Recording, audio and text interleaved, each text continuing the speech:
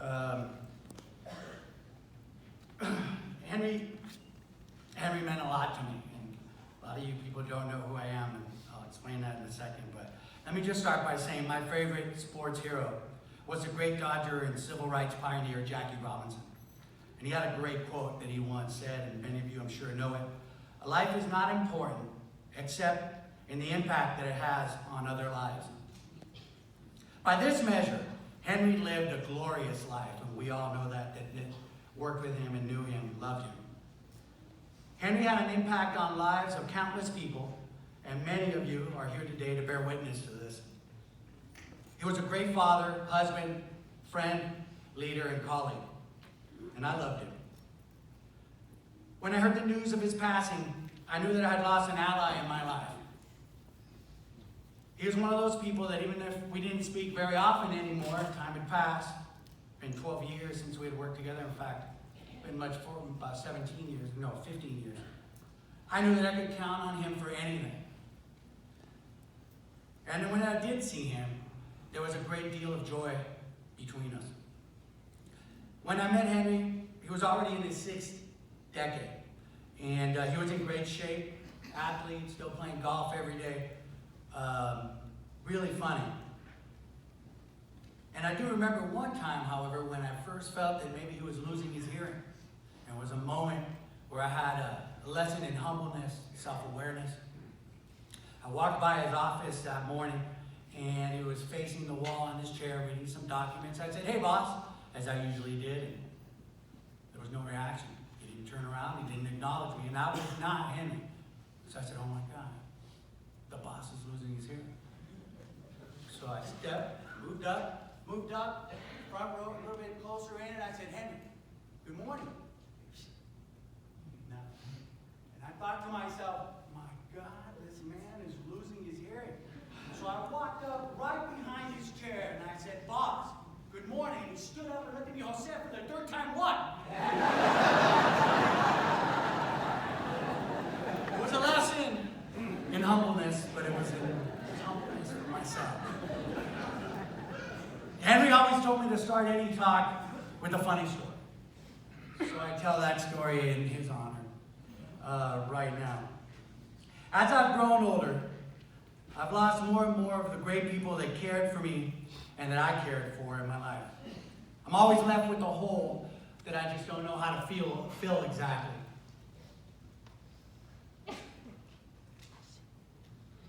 And so I'm left to ponder, how do I go forward when it just seems like the world should stop? That everything should take a moment, take a breath, as I catch mine.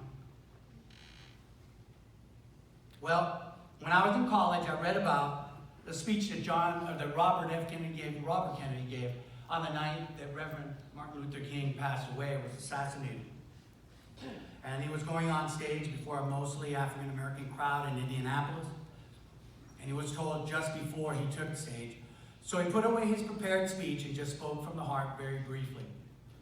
And he talked about how he had a brother too that had been assassinated and lost, and he talked about a few other things. And then he also quoted a poem from his favorite poet, Greek philosopher Aeschylus. "In our sleep, pain which cannot forget falls drop by drop upon the heart, until, in our own despair, against our will, comes wisdom through the awful grace of God." And I've gone back to that poem more and more as more people that I've loved have passed on. And somehow it gives me a sense of solace, understanding that there is a greater plan to everything. And I feel that I honor those that I've lost by considering the wisdom and the knowledge that they passed on to me. And it's helped me. So I've shared that. I shared that poem with Scott a couple weeks ago when we spoke. And I hope it brought him some understanding. But I always feel that that's how we honor those people, to take those stories away. So one of the things that he definitely taught me was that you believe in people, not institutions and not things. And the greatest gift I feel that you can ever give anyone, and certainly a parent can pass on to his children, is a belief in them, and belief in their success and their abilities to be successful. Henry gave me that gift. I was young, and in 1998, Henry hired me to be an ESL teacher and to lead the Rough Rider football program, even though he had no good reason to hire me and plenty to pass on me. But he believed in me. I was young, brash, had never been a head varsity football coach. I wasn't a Roosevelt alumni. I wasn't even Mexican. And worst of all, for many, I was coming from Garfield High School.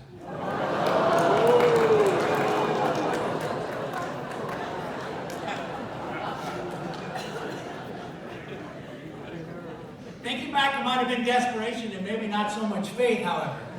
You see, Roosevelt had lost 7 straight classics at that point. And Henry wasn't going to put up with that for very long. But actually, he told me that the reason he decided to make a change is because what he was hearing from the kids wasn't positive, and anybody who knows anything about Henry and his time at Roosevelt or teaching was that he was all about the kids. That was always his bottom line. I had a short conversation with Miss Chewy before the services today, and she said the exact same thing. And I'm going to share it real quick.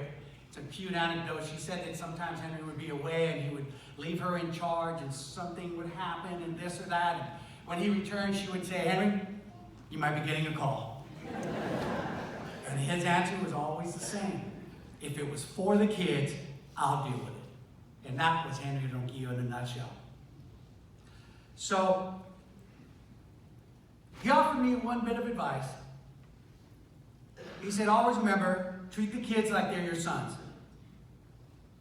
If they know you care about them, they'll do anything for you. And that's the last thing he said to me in the first meeting that we met.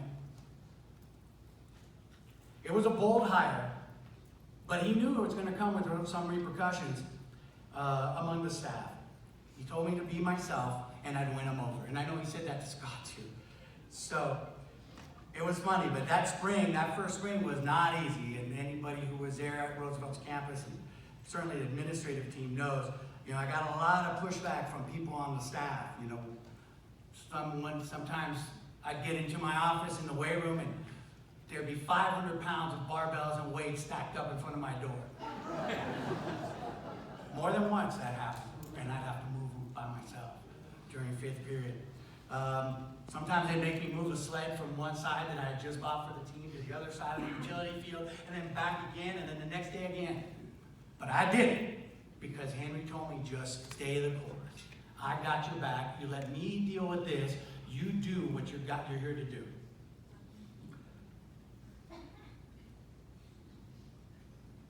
Through it all, Henry had my back. He encouraged me to stay focused and let him handle it, as I just said. One day, I was really frustrated and angry, and I remember it was near the end of the year, maybe May, sometime like that. And I was in my room fuming. Henry comes walking by, just out of the blue. Pops his head in, sees my door open, pops his head in, looks inside, looks at me with a big smile. And he just said, "Man, you must have really pissed someone off in another life." I started laughing. Then he just said, "Look, you just keep doing what you're doing. You got him scared." And I never looked back again. On occasion, too, you guys would leave me notes. Not just that first year, but every year that we worked together. Just random notes in my box. "You're doing a great job. Keep it up. I believe in you. You're doing great things." I'm hearing great things from the kids. Later on, as we were successful on the field, he would thank me for turning around the program, this and that. And I brought one here today just to show you that I'm not making this up. I kept this one. And it says, this was in 2000, right before the Classic.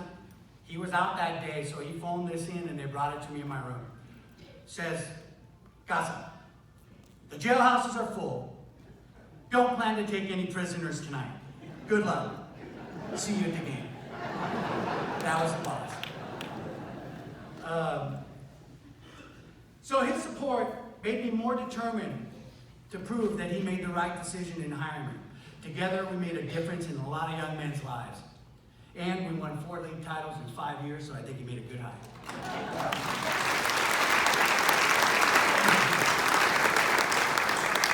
I'm going to tell you really quickly, my favorite time of the day when Henry was there was during during nutrition. It was a 20-minute period in the beginning of the day.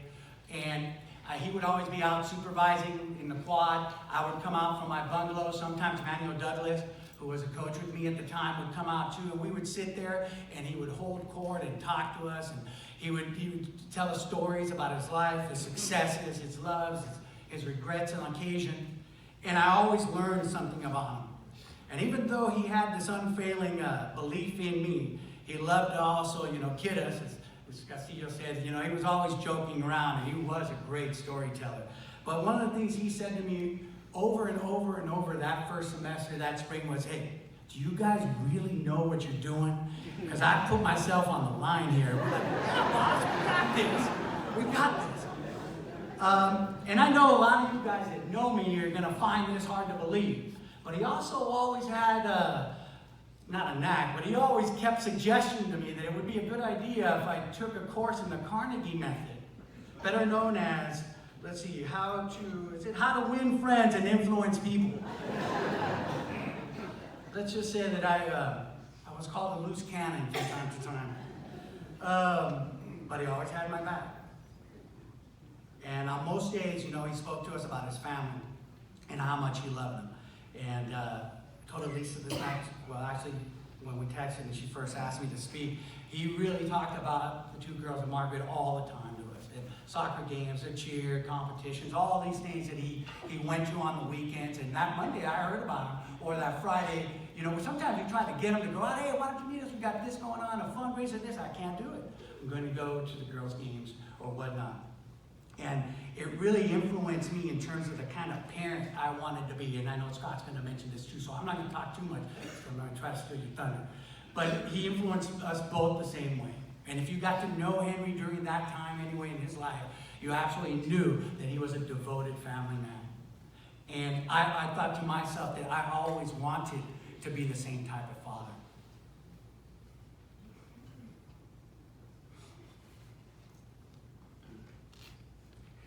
I hope I've done a good job, honey. So I always wanted to go to my daughter's sporting events, and I thought it would be really fun, and I couldn't wait for that to happen. And as life is, and we both know, my daughter hates sports.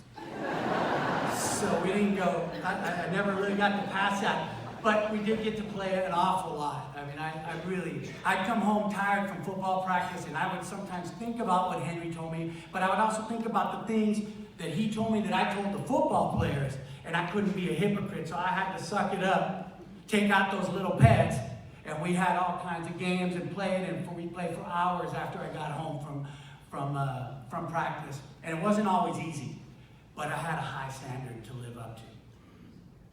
And so I did it. And a lot of my coaching philosophy, I want to say, is based on some of the things in the conversations that we had during those nutritional periods, which were often interrupted, by the way, by someone yelling, "Spider!" And we'd be like, and Henry never acknowledged it. At first, when I was first there, there's Boyle Heights. His nickname in Boyle Heights, at least the way we understood it. We found out there was another nickname. But he would never acknowledge, forget it. But he always was that same person. You're absolutely right, Mr. Castillo. He never changed. I saw him talking to Al Gore's representative, same guy. Superintendent was there sometimes during nutrition talking to him, same guy. A special ed student came up, talked to him, same guy. It never changed for him. He was an authentic person. And it challenged me to be as authentic as I could be. And sometimes I lived up to it, sometimes I haven't, but it's never left it's never been very far from my consciousness. A lot of things that you guys know, we've mentioned, so I'm not going to talk about it, but Henry always kept his eye on the big picture. That's another lesson that he taught me. Always see the big picture, don't focus on the details. And that's something I struggle with in my life. I get caught up with stuff. But I'm going to just mention, since we've already talked about the graduations that he did for World War II vets and the Japanese students that were interned, I think that was awesome, and it spoke volumes of them. But on a small note that probably not many people remember or know about, during that time, I think Proposition 187, if I remember correctly, had passed. P. Wilson had supported it, and it was pretty blatantly racist and designed to really try to drive Latinos from voting and things like that. The kids were pretty upset. So they had decided that they were going to stage a walkout. Now this has been a long time since the 1968 walkout. So the district didn't really have a plan for how to deal with it. And when I talked to him that day in nutrition, he was telling me, well, they've left it up to the individual schools. And I'm trying to debate if I should lock the doors and be heavy-handed or how to deal with this. And I said, well, boss, I'm sure you'll make the right decision. And he did. What Henry decided to do was send out out-of-classroom staff and some of his administrators to walk with the students. I think they went down to City Hall, I don't remember, but they walked with them, supervise them, and support them. Subsequently, that is the standard policy now for student walkouts in LAUSD. So even then, some people said he was a dinosaur, he was ahead of his time, because it was all about the kids. It always was. And I appreciated that, and I never ever have forgotten that, nor that conversation we had. I'll say this too. In 2014, my mother passed away. And I gotta hold this together because I'm emotional as it is. And it was, when Steven Delgado passed away, which is a player, passed away in 2000 actually, the Saturday before we were gonna play in a championship game. That was absolutely the worst day of my life for many, many years until 2014 when my mother passed away. And it was very difficult. It was kind of a surprise. And in a way a blessing because my mother didn't suffer and she passed away quickly. But for us, who are the survivors, of course, it's very hard. And when I spoke at her services, I came outside and the first person I saw was Henry Ronquillo talking to my then principal, I believe, at Monserta, and it was amazing to me that this man who I hadn't worked with for more than 12 years was there for me when I needed him.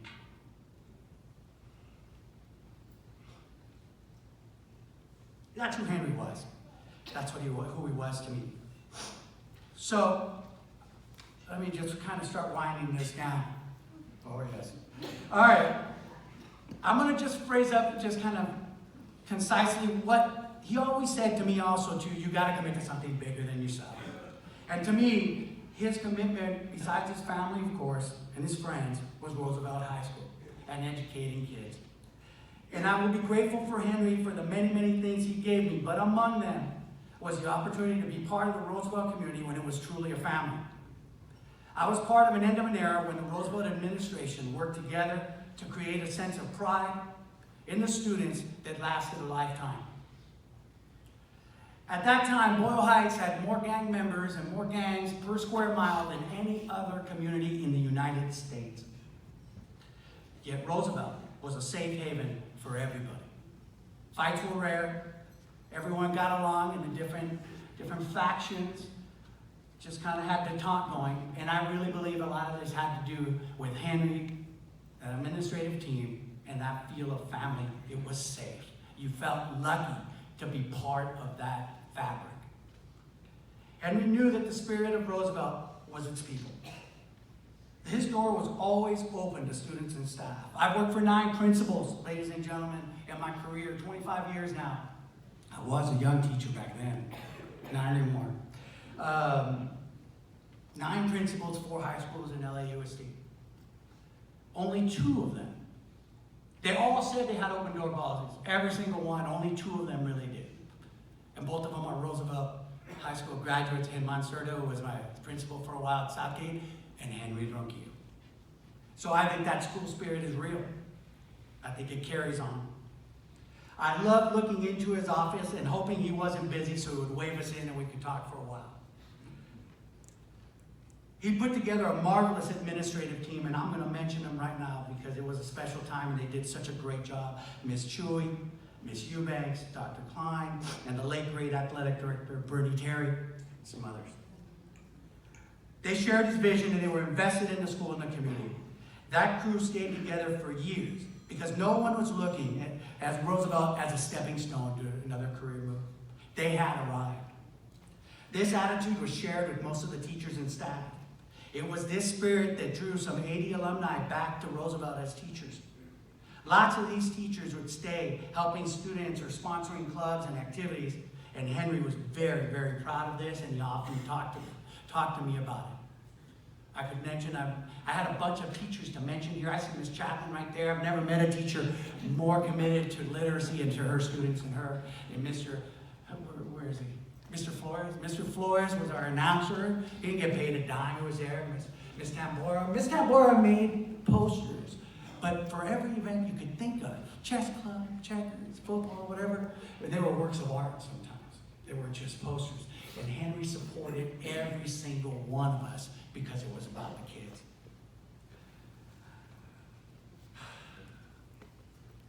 I always loved seeing a lot of teachers at the football games, but guess what? They weren't just there. They were at basketball games, softball games, academic decathlons, and school dances. There was a time when many of the teachers stayed their entire careers at Roosevelt because of the family environment that Henry created. Henry was very proud of the fact that this dedication by the faculty and staff resulted in Roosevelt High School sending more Latinos to the UC system than any other high school in California during several years in the 1990s. Roosevelt also consistently ranked in the top 10 of schools sending the most Latinos to four-year universities straight from school. That's something. People would go out of the way to help me. They were a part of something bigger than just ourselves. We were a part of something bigger than just ourselves. I felt that when I went into a football game, I was never alone. It was Roosevelt against everybody else. And the lion of Roosevelt was Henry Ronquillo. To finish up now, I know some of you guys are about to walk out. I'm going to just say this. Last week I was sitting down and I was looking through a lot of pictures, and Henry's in a lot of them. And I studied them and reflected back on many of our conversations. In picture after picture, Henry could be seen with a smile on his face and that gleam in his eye, a mischievous look.